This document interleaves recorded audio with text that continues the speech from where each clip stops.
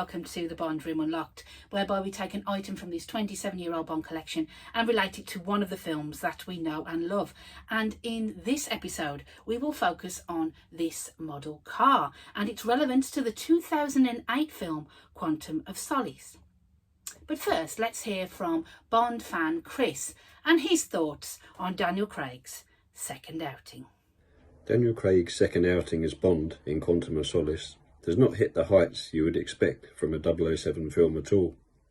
It has a great start with the car chase at the beginning of the movie, but from then on it sinks like Green trying to get his oil. The desert scenes don't really do anything for me either. Lots of money was spent on this 007 outing, but a few people, including the sound editors at the recent Pinewood Hotel event, said it wasn't money well spent.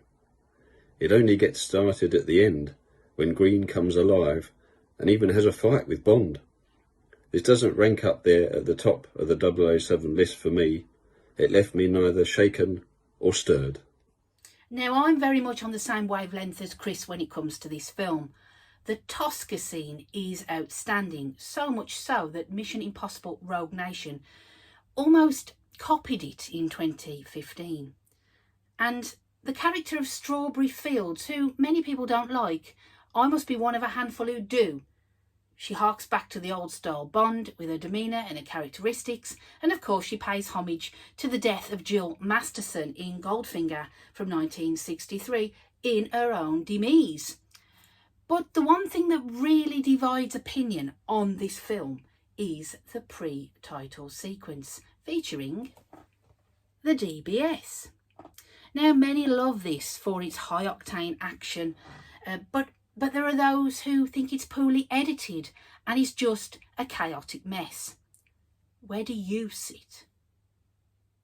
Now, Quantum of Solace directly continues from the triumphant 2006 film Casino Royale, which was of course Daniel Craig's debut, and it's something that has never been done before in the franchise.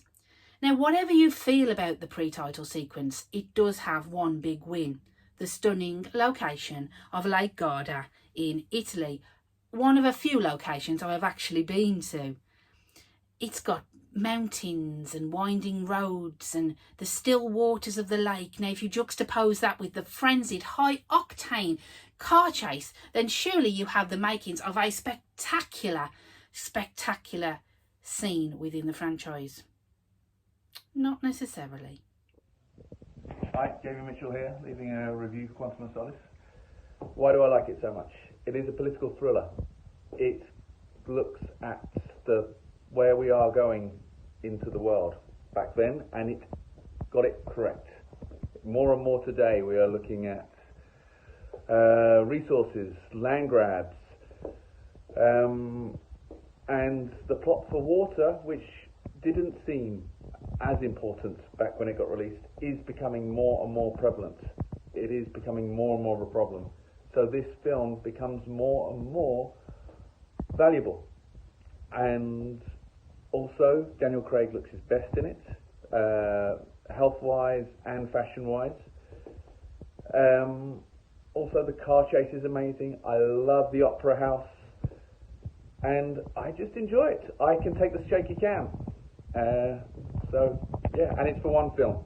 Now, after Bond accosted Mr. White at the end of Casino Royale, and with him hidden in the boot of his Aston Martin DBS V12, he's on his way to Siena to meet M. And of course, Bond can never just deliver a package without being pursued along the way.